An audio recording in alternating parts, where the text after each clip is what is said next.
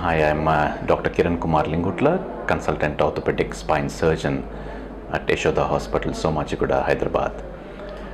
Mr. Richard Kapita came to me with complaints of chronic low back pain with radiation to his lower limbs to a certain extent that he was not able to perform his official duties.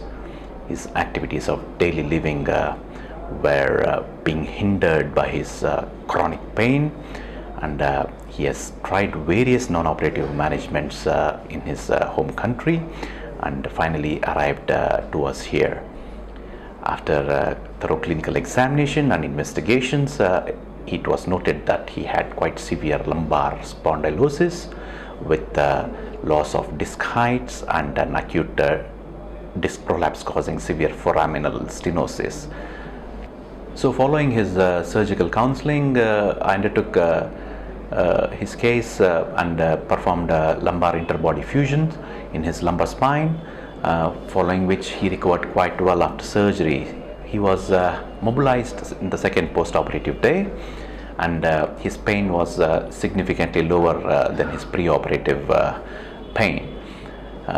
Mr. Richard would like to express his gratitude towards the whole team, and I would like him to speak a few words following his surgery. Thank you, Mr. Richard.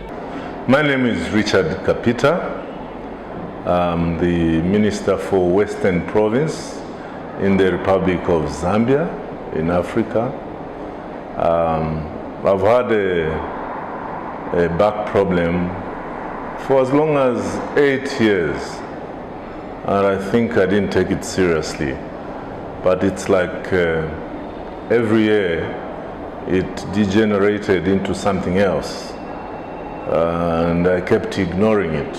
But in the last 6 months, my job was now being affected, and you see, I have to do a lot of travel between Lusaka, which is the capital, and the headquarters of Western Province, which is in the Western Province of Zambia, bordering Angola. Because there are no flights there, so I do a lot of travel by road, and that did not help my back at all. Until the last 2 months, it was just impossible to work. I couldn't even walk. I was constantly lying down in the hope that the pain would disappear.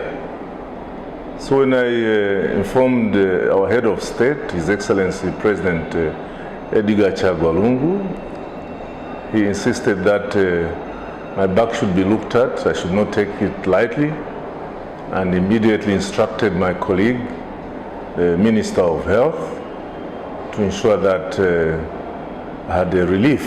I was sent somewhere so that I can be looked at and have a relief. I went back home, I continued lying down. In fact, this time they told me don't sleep on the mattress. I think for 3 weeks I was sleeping on the floor, and you don't want to know how uncomfortable that is. But I did that, still the pain wouldn't go away until all the arrangements were made, and Ministry of Health brought tickets to my home and said that they were ready to evacuate me to India, and particularly to Yashoda hospitals. That's how we landed in Hyderabad on Monday last week. On the second day, I was able to have a meeting with the surgeon, Dr. Kirian, an amazing man. And when he spoke first time, I didn't believe him. He told me that after surgery I would start walking after 2 to 3 days. I thought he was joking.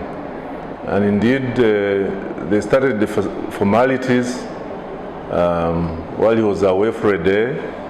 The following day he came and told me I would be going into theater the next day. So I went into theater the next day. I believe it took a little while, but I came out of that theater, instead of groaning in pain, I was smiling and I was proud to say to him he was a magician, not a doctor. I thought he was a magician. Even in pain, I could tell that there was a difference.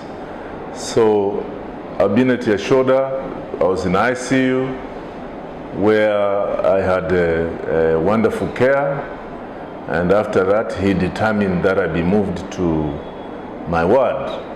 So we're in my ward until again he said, 2 days later, he came and insisted that I do a physio. And I looked at him and I said, this can't be true. Are you joking? He said, no, I'll send my guys for physio.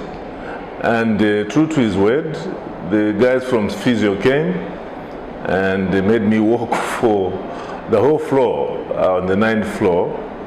And I thought I was going to die. I came back, I was feeling okay. After that, he said in a day's time, I'll discharge you to a hotel. Again, I said, this is something else. So I was sent to the hotel. I've been walking, but I can tell that the tiredness is due to the fact that the wound is still fresh. But I must admit that it is it's dressed every day. And indeed, I would like to express my gratitude to Dr. Kiren and his staff who are so dedicated.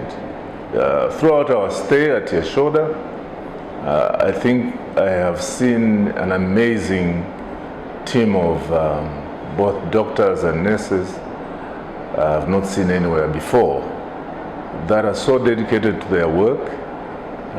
When they tell you this will happen at 6 o'clock, and true to their word, they'll be there at 6. And sometimes you want to say, hey, I'm still sleeping, but they'll be there and say, we need to change the bed sheets, we need to change the dressing, and we need to give you medication.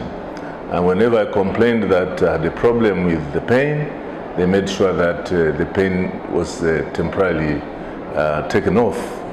So I'm so grateful to your shoulder, and I think that when I get back to Zambia, I've already been talking to friends of mine who for a long time have said you're not supposed to have an operation at 60. Mind you, I'm 60 and counting. And nobody gave me the chance that I could have a successful operation of the spine. Everybody said, I actually acted against a lot of people's advice that at 60 I'll be going back to Zambia in a wheelchair. So for me, I think Dr. Kirian, without embarrassing him, is my God because he saved me, and I want everybody to know that when I get back.